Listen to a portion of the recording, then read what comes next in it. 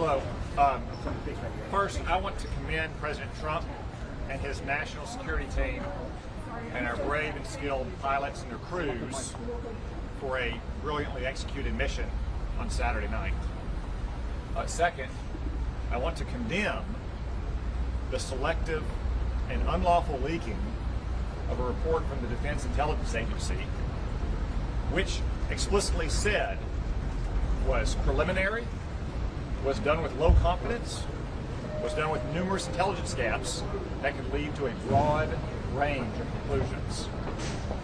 And I also want to address what I think are the effects of not only the United States' military efforts against Iran, but also the Israeli Defense Forces. You have seen several experts in the last couple of days who I think it's fair to say are not Donald Trump partisans. Use words like effectively destroyed, catastrophic damage, set back for years. That includes Rafael Grossi, the director of the UN's International Atomic Energy Agency. David Albright, a renowned and respected former weapons inspector in this field. Norm Rule, who was the National Intelligence Manager on Iran during the Obama administration. All again use phrases like effectively destroyed, catastrophic damage, set back for years. So without any classified information whatsoever, I think it's safe to say that we have struck a major blow alongside our friends in Israel against Iran's nuclear program that is going to make America safer, our friends in the region safer, and protect the world from the risk of an Iranian nuclear weapon for years. Mr. Chairman, there was a report that the Trump administration is going to limit its briefings to members of Congress because of this leak.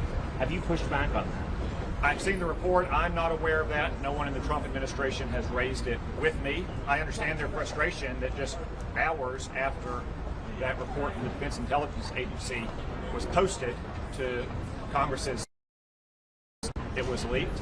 Obviously, it was leaked by someone who was trying to put our pilots and their crews and the president and his national security team in the worst light. I don't know if it was from Congress. I don't know if it was from someone inside the administration opposed to the president's policy. But as I said, that report was preliminary. It was done with low confidence. It said it had numerous intelligence gaps. It assumed the worst case scenario with perfect conditions in Iran.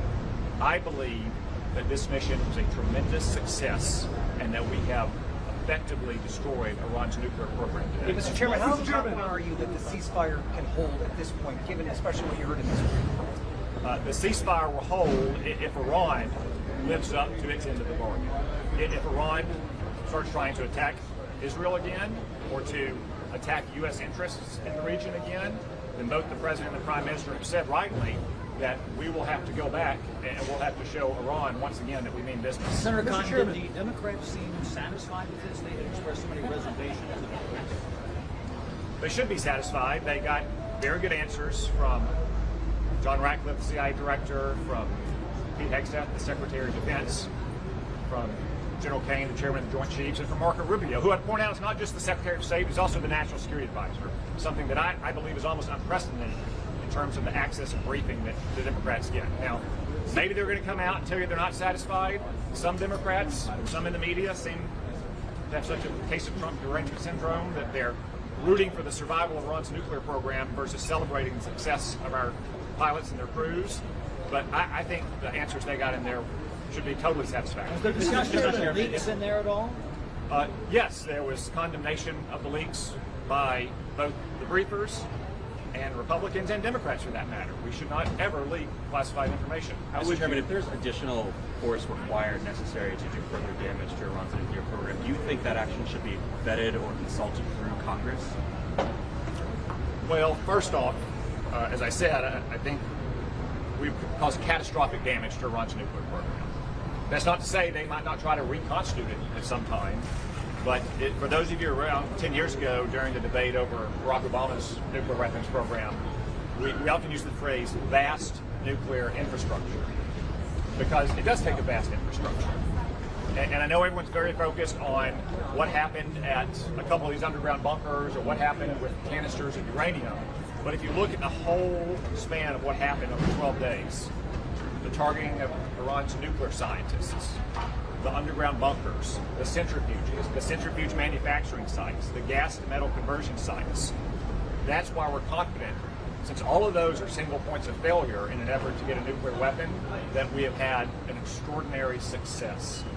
Now again, both the President and Prime Minister Netanyahu have said that Iran should not try to reconstitute their nuclear weapons program, and if they do, then all options will remain on the table. If this Mr. chairman Chairman, was was there any discussion? do you think they should prosecute a top branch would rule that out last night? Well, the law applies equally to everyone, and no one should leak classified information.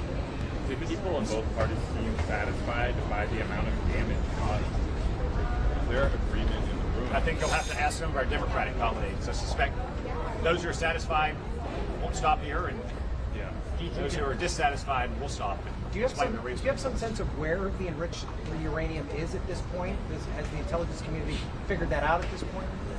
I don't have a comment on that. I will say it was not part of the mission to destroy all their enriched uranium or to seize it or anything else. Again, it's not a Mission Impossible movie. There's not a single thing out there that can be done or not done to allow Iran to get a nuclear weapon. It's the entire chain of events and people and places that you have to put together to get a nuclear weapon. The scientists, the centrifuges, the repair parts, centrifuge manufacturing, the cascades of centrifuges, the gas to metal conversion facilities. But I'm confident the mission was extraordinary. But if that enriched uranium, what are your